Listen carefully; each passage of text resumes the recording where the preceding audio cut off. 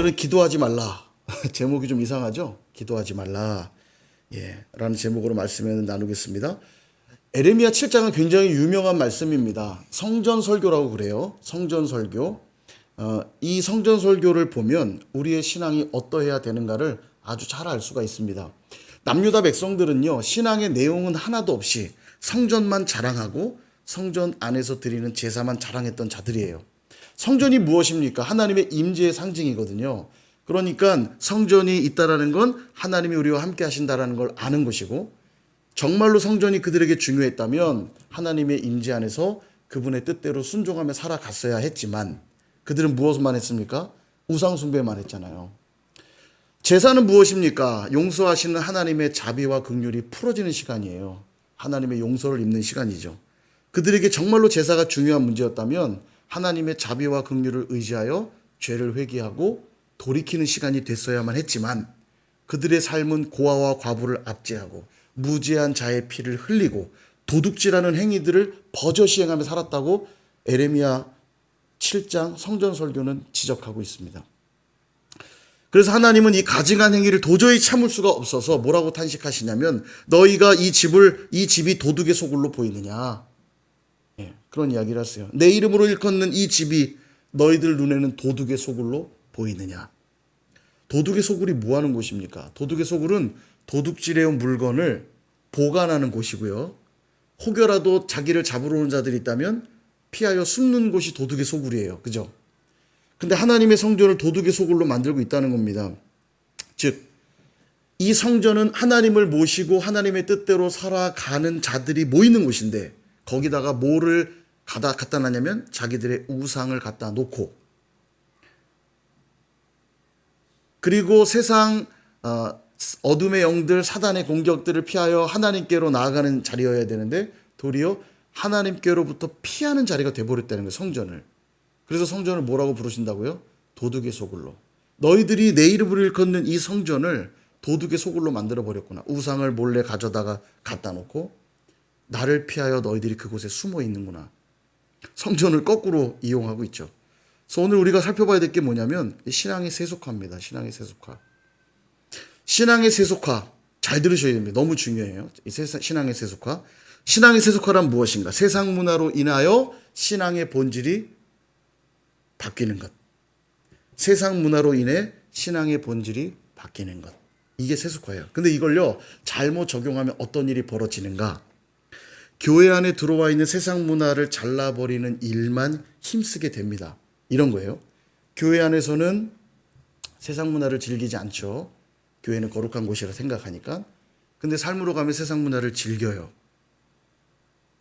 쉽게 예를 들면 교회 안에서 술 먹고 담배 피는 분이 없어요. 세상 문화라 여기니까. 그런데 집에 가면 술 먹고 담배 핍니다. 교회 안에 와서는 그래도 나름 정직하게 사는데 삶의 현장에 가서는 거짓말하며 살아요. 근데 신앙생활 잘하고 있다 생각합니다. 왜죠? 교회 안에서 세상 문화를 발붙이지 못하게 했으니까. 제가 지금 잘못된 신앙의 세속화를, 그러니까 잘못된 신앙의 거룩성을 얘기하는 거예요. 잘못된 예를 드리는 겁니다. 교회에 와서는 정결하게 살아가는데 세상으로 돌아가서는 음란하게 살아요. 그리고 자기는 신앙생활 잘하고 있다고 생각합니다. 왜죠? 교회 안에서는 거룩하게 사니까. 이게 잘못 적용한 신앙의 모습이에요. 지금 남유다 백성은 그랬습니다. 그들이 변질된 신앙의 세속화는 성전에 오지도 않고 제사도 드리지 않았던 게 아니에요. 여전히 성전에 왔고 여전히 제사도 드렸어요. 그때그때 성전을 찾았고 그때그때 제사를 드렸어요. 그런데 성전을 찾고 제사를 드린 이유와 목적이 변질됐다는 겁니다. 이게 세속화예요. 성전에 오지 않고 제사를 드리지 않는 게 세속화의 문제가 아니라, 그거는 뭐 말할 것도 없고요. 당연히 세속화이고요. 아예 오지도 않으니까. 왔지만 목적이 바뀐 것, 왔지만 목적이 변질된 것, 이게 세속화예요. 그들이 왜 그럼 성전에 왔고 왜 제사를 드렸냐? 하나님의 뜻대로 살기 위해서가 아니라 그들은 성전이 있기 때문에 우리는 평안하다 이렇게 말했거든요. 우리가 지금 평안한 이유는 성전이 있기 때문이야. 그러므로 계속 이 평안한 삶을 살려면 어떻게 해야 돼요? 성전에 와야 된다는 거예요. 제사를 드려야 한다는 거예요. 왜죠? 그래야 내 삶이 편안하니까. 그래야 내 삶이 안정되니까.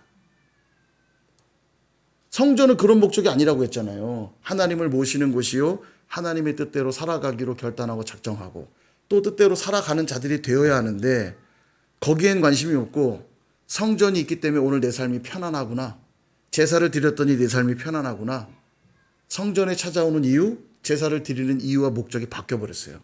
내 삶의 편안함과 안정감을 위해서. 이게 세속화라는 거예요. 이게 세속화. 그러니까 교묘하게 들어왔기 때문에 분별이 잘 안 되죠.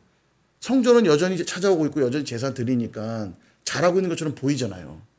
근데 목적이 바뀌다 보니까 이 세속화는 교묘하게 들어와서 잘 보이지가 않는다는 겁니다. D.A. 카슨이라고 하는 신학자가 이 세속화와 관련하여 아주 정확한 지적을 했어요. 이렇게 말했습니다. 한번 보실까요? 신앙의 세속화란 신앙을 포기하도록 하는 어떤 사회적 자극이 아니라, 그죠? 성전에 오지 못하게 하고 제사를 드리지 못하게 하는 게 아니라 신앙이 삶의 우선순위에서 밀려나는 과정을 말한다. 세속화의 두드러진 특징은 뭐냐? 신앙을 희생이 아닌 안정감으로 이해하기 때문이다. 예, 정확한 표현입니다. 정말 맞아요. 하나님을 향한 희생과 헌신이 신앙의 기초여야 되는데, 하나님을 위해 나의 모든 것 되신 그분께 나의 삶을 드리고 나의 마음을 드리고 나의 의지를 드리는 희생과 헌신이 신앙에 나타나야 되는데, 이거는 싹 사라지고, 왜냐하면 목적이 바뀌었으니까 내 삶의 편안함과 안정감만을 추구하기 위하여 신앙생활을 하다 보니 희생은 사라지고 우선순위에서 하나님은 2위, 3위로 밀려나죠. 그러니까 아무리 힘들고 어려워도 내가 예배해야지가 아니라 오늘은 힘드니까 예배 안 드려야지가 되는 거죠. 예. 목적이, 편안함이 더 중요한 목적이 돼버렸으니까. 그러니까 남유다 백성들은 신앙의 세속화가 된 것입니다. 성전이 없어졌거나 제사를 안 드리고 있는 게 아니라 성전이 있었지만 성전의 의미를 잃어버렸고, 제사를 드렸지만 제사의 의미를 잃어버린 거예요. 오늘날의 우상은 그럼 무엇일까요? 여러 번 말씀드렸죠. 오늘날의 우상. 예, 누가 저기 법당에 찾아가고 이런 일들은 없어요. 그죠? 오늘날의 우상. 안락함입니다. 안락함. 편안함. 편안함보다 좋은 게 없어요. 잘 먹고 잘 살고 큰 집 좋은 차 타고 떵떵거리며 살면 그만이에요. 더 이상의 욕심도 미련도 없어요. 그러니까 오늘날 신앙생활하는 목적이 뭐냐? 그 편안함과 안락함을 누리는 데 있다고 말하는 게 세속화라는 거예요. 그러니까 신앙생활을 해서 집도 넓어지고 좋은 차도 사고 자녀들이 잘 되고 그러면 망고땡. 예, 됐어. 신앙생활 이쯤이면 됐어. 잘 풀렸으니까 내 삶이. 그렇게 바뀌었다는 거예요.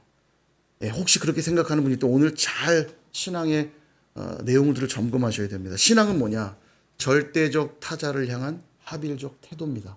말이 좀 어렵죠. 쉽게 바꾸면 절대적 타자, 하나님이죠. 우리에겐 하나님을 향한 합일적 태도, 나를 그분에게 맞추는 태도, 그분의 뜻에 온전히 나의 뜻을 다 맞추는 태도, 이게 신앙이고요. 그 태도로 살아가는 걸 신앙생활이라고 하는 겁니다. 다시 한번, 이거 중요해요. 신앙이 뭐냐?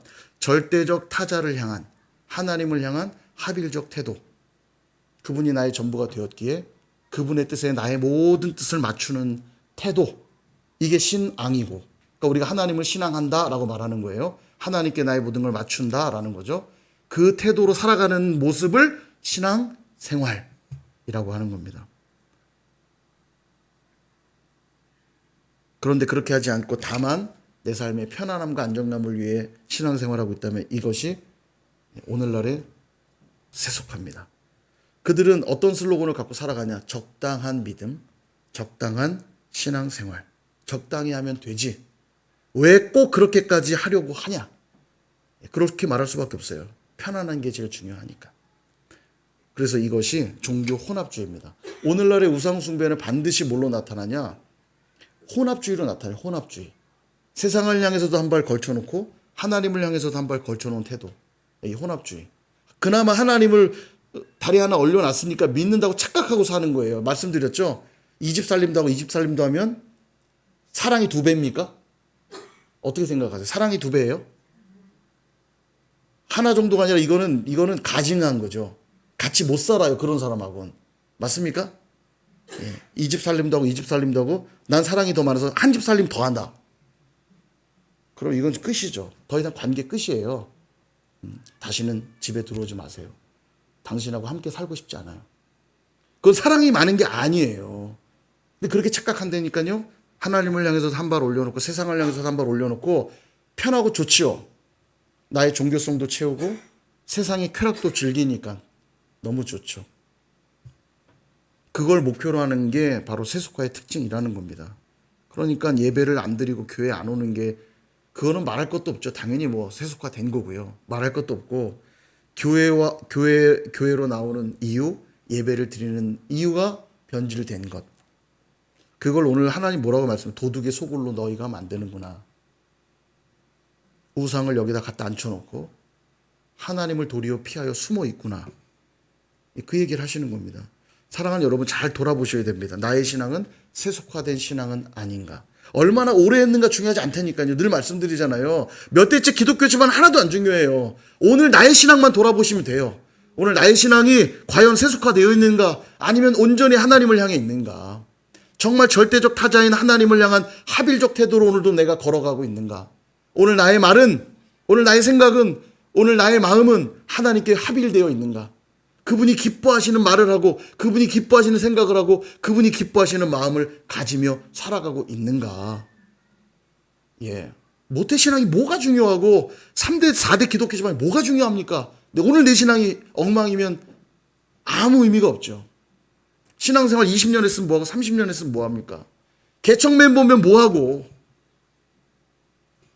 오늘 나는 하나님 앞에 어떠한 존재인가. 예, 이거 확인하셔야 돼요.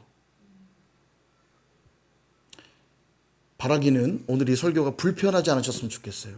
그리고 만약 불편하다면 오늘 정말 기도하면서 다시 마음을 하나님께 온전히 드리십시오. 예, 그게 중요한 거 아니에요? 예. 결국은 돌이킬 마음이 전혀 없는 이 백성들 때문에 하나님이 예레미야에게 이런 말씀을 하세요. 16절. 그런즉 그들은 돌이킬 마음이 전혀 없구나. 그런즉 너는 이 백성을 위하여 기도하지 말라. 그들을 위하여 부르짖어 구하지 말라. 내게 간구하지 말라.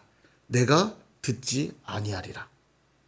아무리 기도해도 아무리 부르짖어도 아무리 간구해도 나 듣지 않을 거니까 기도하지 마라. 이 얼마나 무서운 말씀입니까? 그들의 죄가 얼마나 심각했으면 하나님이 심판하기로 작정했기 때문에 기도하지 말라는 거예요. 얼마나 그들이 심각한 죄 가운데 있었는가. 17절. 너는 그들이 유다 성읍들과 예루살렘 거리에서 행하는 일을 보지 못했느냐. 길거리에서 어떤 일들을 행했대요. 어떤 일을 했나 봤더니 18절. 자식들은 나무를 줍고 아버지들은 불을 피우며 부녀들은 가루를 반죽하여 하늘의 여왕을 위하여 과자를 만들며 그들이 또 다른 신들에게 전제를 부음으로 나의 노를 일으키느니라. 많은 사람들이 보는 앞에서 대놓고 우상 숭배를 했대요. 하늘의 여왕, 아마 이 바알 신의 부인 아세라 같은 존재였을 것으로 보이는데 하늘의 여왕을 위해 막 과자 만들고요. 어떤 신들에겐 전제를 부었대요. 여러분 전제 기억하시죠? 화요거전. 전제는 뭐냐면 불의 화재 위에 독주를 부어서 나를 전부 다 드린다는 헌신의 의미의 제사예요. 누구에게 헌신을 고백하고 있다고요? 다른 신들에게. 길거리에서. 근데 우상 숭배한 자들이 누군가 봤더니 그 면면을 봤더니 누가 우상 숭배하고 있나 봤더니 자식들은 나무를 줍고요. 아버지들은 불을 피우고요. 부녀들은 가루를 반죽했대요. 그러니까 몇몇 사람만 우상 숭배한 게 아니라 모든 사람이 다 우상 숭배했다는 거예요. 역할을 분담해 갖고. 자식들은 나무 줍고 아버지는 불 피우고 부녀들은 가루 반죽하고. 어디서요? 길거리에서. 대놓고 숨어서도 아니고 이게 부끄러운 줄 알아서 숨어서 한 게 아니라 많은 사람이 보는 앞에서 모두 다 나와서 그것도 전제를 드렸대요. 전심으로. 아까 하나님께는 어떻게 했죠? 적당히 평안하다. 내 삶이 편안하니까 괜찮아. 하나님께는 적당한 믿음, 적당한 신앙생활로 세속화된 성전 제사를 드려놓고는 우상을 향해는 어떻게 했다고요? 전제를 부었대요. 전심으로 내가 이 우상을 향해 나의 모든 걸 드립니다. 하나님께는 적당히 해놓고. 그러니 이런 가증한 행위를 본 하나님이 어떻게 눈 감아줄 수가 있겠습니까? 그들의 이 가증한 행태를 보면서. 그들이 받게 될 우상 숭배의 죄값이 뭔가 볼까요? 19절. 여호와의 말씀이니라 그들이 나를 경노하게 함이냐 자기 얼굴에 부끄러움을 자취함이 아니냐. 이게 뭔 얘기냐면 우상 숭배한 것으로 인하여 부끄러움을 당할 거란 얘기예요. 자, 부끄러움을 당할 것이고 20절. 그러므로 주 여호와께서 이와 같이 말씀하시니라 보라 나의 진노와 분노를 자 이곳과 그들이 지금 우상 숭배하고 있는 이곳과 그다음 사람과 그다음 짐승과 들나무와 땅의 소산 모든 피조물들이죠. 이곳과 사람들과 모든 피조물들 가운데 진노와 분노를 부으시겠대요. 불같이 살라지고 꺼지지 아니할 것이다. 여러분 우상 숭배로 인해 받는 죄가 뭐냐면 우상 숭배한 내가 일단 죄값을 내가 받고요. 그 다음에 이곳 내 삶의 터전이 받게 되고요. 그 다음에 사람들 내 주변에 있는 사람들 가족들을 포함하여 내 주변에 있는 이웃들까지 그리고 주변 피조물들까지도 다 진노와 분노를 받게 된다. 정말 두려운 말씀 아닙니까? 그죠? 그들은 평안할 거라 생각했죠. 적당히 성전을 오가고 적당히 제사 드리면 내 삶이 편안하고 안정감 있을 거라고 생각했지만 그들이 정말 무서운 진노와 분노를 입게 되는 겁니다. 이게 하나님을 떠난 인생들의 비참한 최후예요. 좀 더 적나라하게 얘기하면 세속화된 신앙인들의 결론입니다. 그래도 나는 하나님 좀 믿었으니까 괜찮지 않을까? 아까 말했죠. 두 집 살림하면 더 심각한 죄입니다. 이건요. 아예 하나님 안 믿었으면 안 믿은 죄값 받으니까 당연하게 여겨지지만요. 하나님을 믿는다면서 양다리 걸치는 건 이거 더 비참하게 돼요. 사랑하는 여러분, 세속화된 신앙의 결과로 무서운 재앙이 임하고 있는데요. 그 무서운 재앙의 본질이 뭐냐? 기도를 듣지 않으리라. 여러분 이게 재앙이에요. 하나님이 귀를 닫는 그 순간부터 재앙이 임하는 겁니다. 부르짖어 구하고 간구해도 듣지 않으시겠대요. 이게 그들이 받아들여야만 했던 재앙이고 심판이에요. 이스라엘 백성들이 늘 잘했기 때문에 오늘날 여기까지 왔던 게 아닙니다. 그들은 늘 형편없었어요. 한 번도 제대로 한 적이 없었어요. 끊임없이 불평했고 끊임없이 원망했고 반역했어요. 잘해서 여기까지 온 게 아니에요. 그러나 그때마다 회개하면 그 기도를 들어주셨고 중보하면 그 기도를 들어주셨고 그 은혜 때문에 여기까지 지금 그들이 온 거거든요.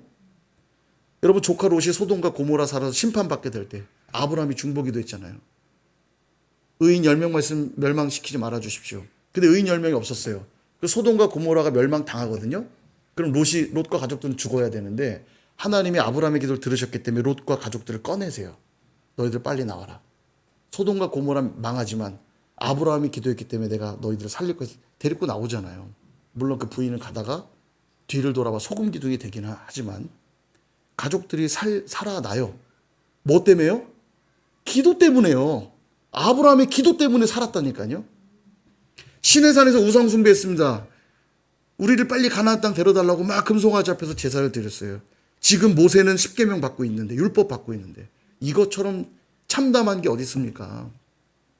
어저께까지 신혼여행 마치고 왔는데 그 다음날 바람을 펴보세요. 이건 뭐 말이 됩니까?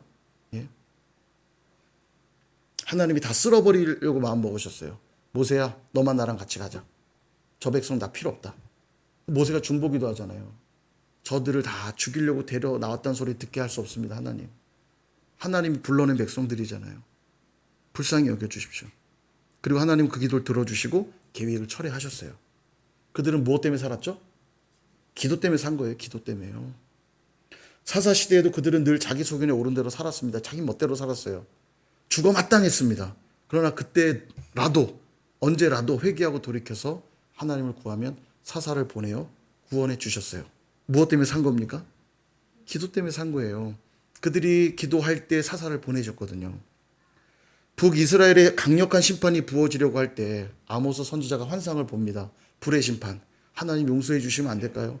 유보해 주세요. 메뚜기 심판하시겠다고 말하니까 그 심판도 좀 유보해 주시면 안 돼요? 유보해 주세요. 그 기도가 그들의 심판이 유보됐습니다. 물론 결국은 그들이 돌아오지 않자 결국 그들은 심판받아 망하죠. 그런데 이번만큼은 지금 달라요. 에레미야를 향해 뭐라고 말씀하시냐면 기도하지 말라. 부르짖어 구하지도 말라. 간구하지도 말라. 왜냐? 내가 이젠 듣지 않을 거거든. 심판하기로 결정했다는 얘기예요. 기도를 듣지 않으시기로 했다는 것 자체가 심판입니다. 이미. 하나님이 기도를 들어주셨기 때문에 여기까지 왔는데 나는 이제 기도를 듣지 않으리라. 이미 그들은 심판을 받고 있는 겁니다. 사랑하는 여러분, 오늘 우리가 기도할 수 있다는 것이 축복이고 은혜라는 사실 믿으십니까? 혹시 기도할 수 있다는 사실을 당연하게 여기고 있지는 않나요? 만약 그랬다면 여러분 정말 큰 착각하고 계신 겁니다. 기도할 수 있다는 자체가 큰 은혜라는 사실을 잊지 않으셔야 돼요. 내가 기도했으니 하나님 당연히 들어주셔야 되는 거 아니에요? 아니에요. 상대가 들을 마음이 없으면 내가 아무리 크게 외치고, 아니 크게 외치면 외칠수록 소음이 될 뿐이지 크게 외쳤다고 다 들어주는 게 아닙니다. 한번 해보십시오. 마트 가서 물건 내라! 막 그냥 나 다 가져갈 거야! 한번 해보세요. 경찰 신고할걸요. 아마. 그죠? 큰 소리 지른다고 다 들어주는 게 아니잖아요. 근데 오늘 부르짖어 구하기만 하면 내가 내게 응답하겠고 네가 알지 못하는 크고 비밀한 일들까지 내가 보이리라. 그건 당연한 게 아니에요. 하나님이 언제든지 들어주겠다고 작정하고 있는 거라고요. 우리의 찬양처럼 하나님 사랑의 눈으로 너를 어느 때나 바라보시고, 그죠?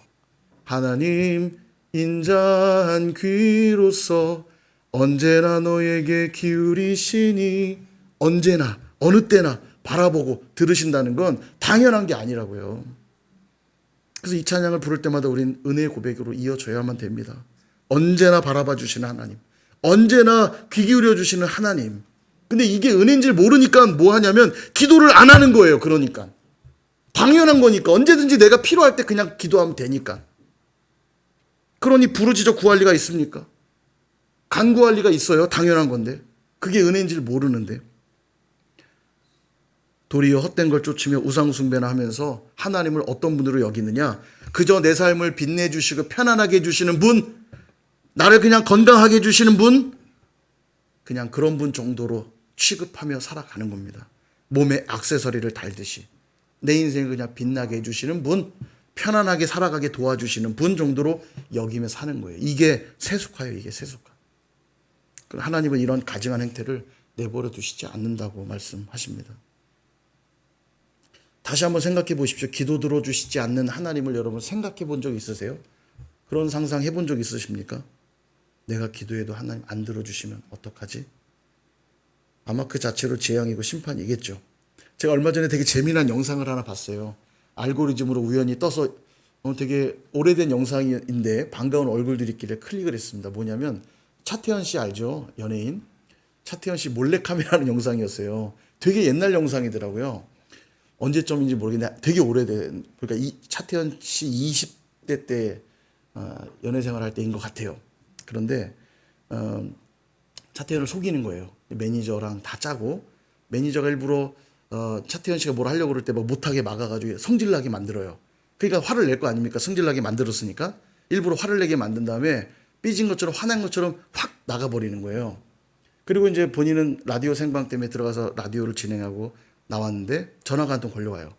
매니저가 길 가다 사고가 났는데 지금 죽을지도 모른다. 병원에 입원했다.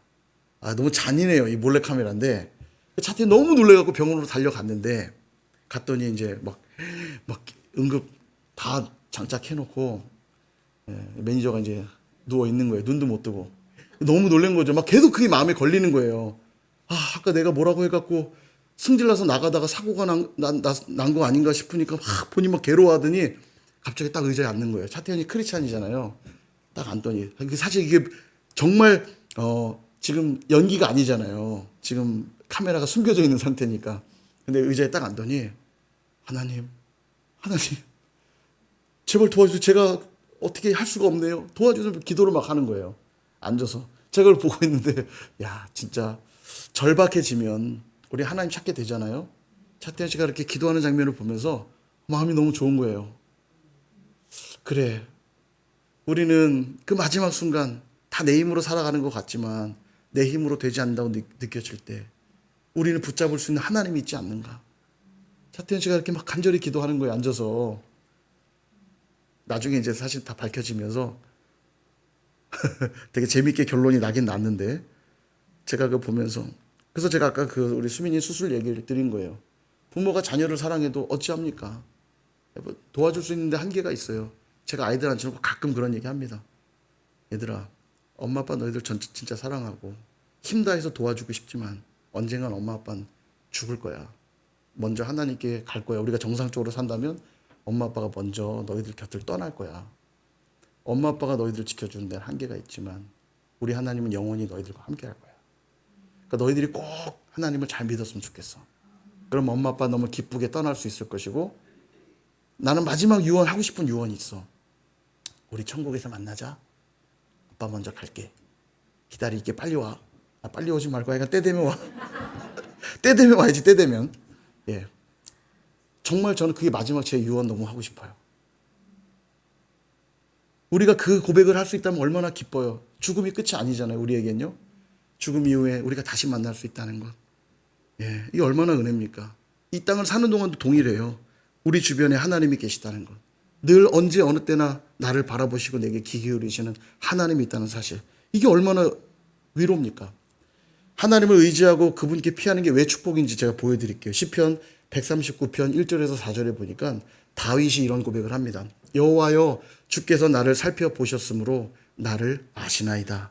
주께서 내가 앉고 일어섬을 아시고 멀리서도 나의 생각을 밝히 아시오며 나의 모든 길과 내가 눕는 것을 살펴보셨으므로 나의 모든 행위를 익히 아시오니 여호와여, 내 혀의 말을 알지 못하시는 것이 하나도 없으시니이다. 아멘.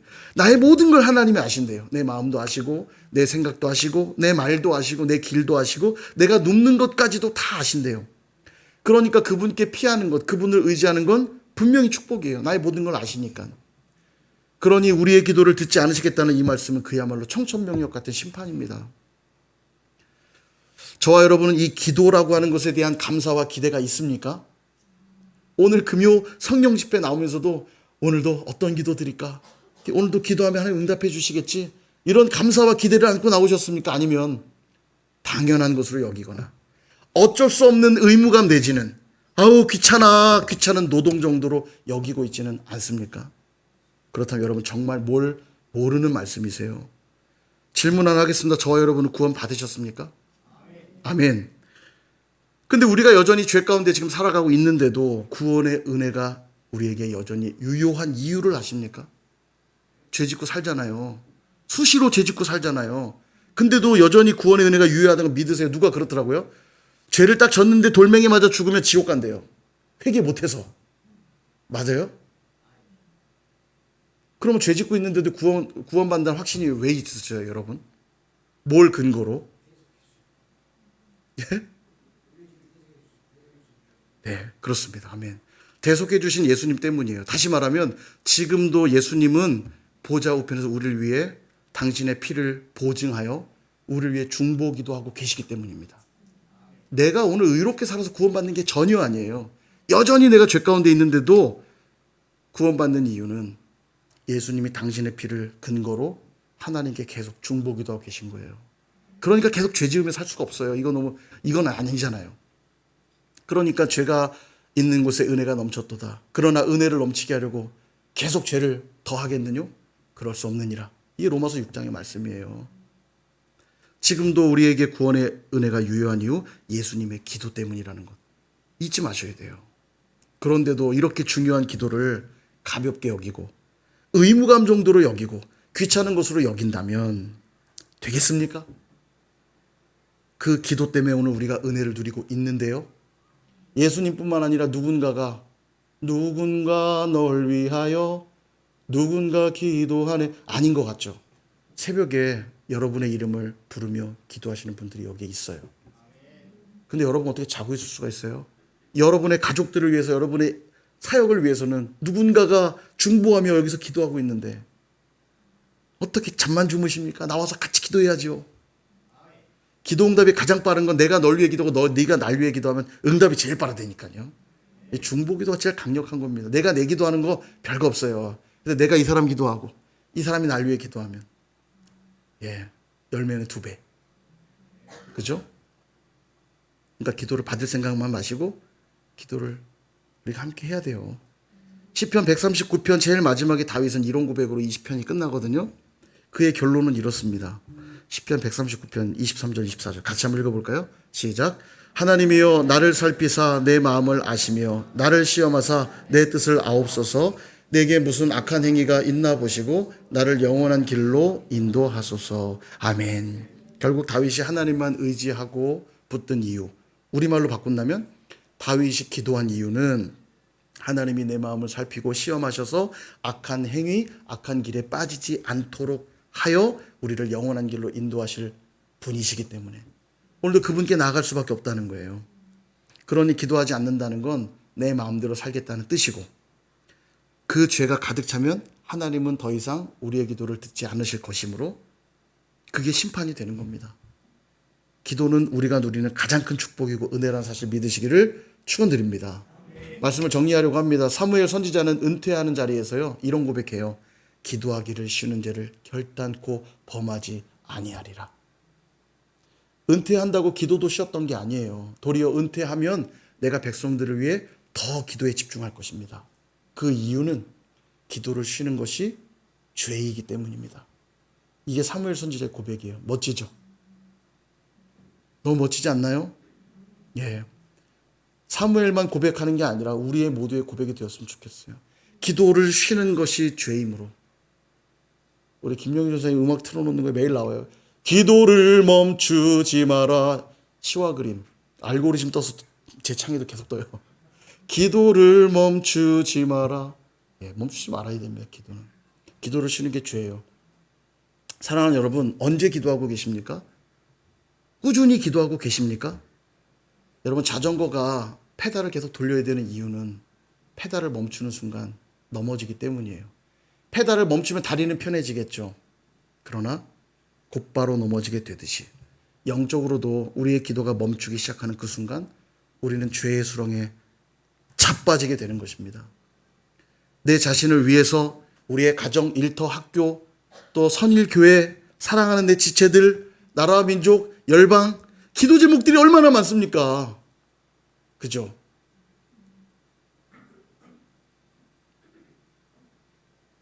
우리에게 준 사명입니다. 하나님의 일은 별것이 아니에요. 하나님의 뜻이 이 땅에서도 이루어지기를 위하여 기도하는 것. 하늘에서 그 뜻이 이루어진 것 같이 땅에서도 이루어지기를 원합니다. 그 기도 드리는 게 오늘 우리의 이 땅을 사는 동안의 사명이에요. 그러니 기도를 쉴 수가 있어요, 없어요? 없죠. 기도가 축복임을 알고 날마다 기도하시는 저와 여러분 다 되시기를 주님의 이름으로 축원합니다.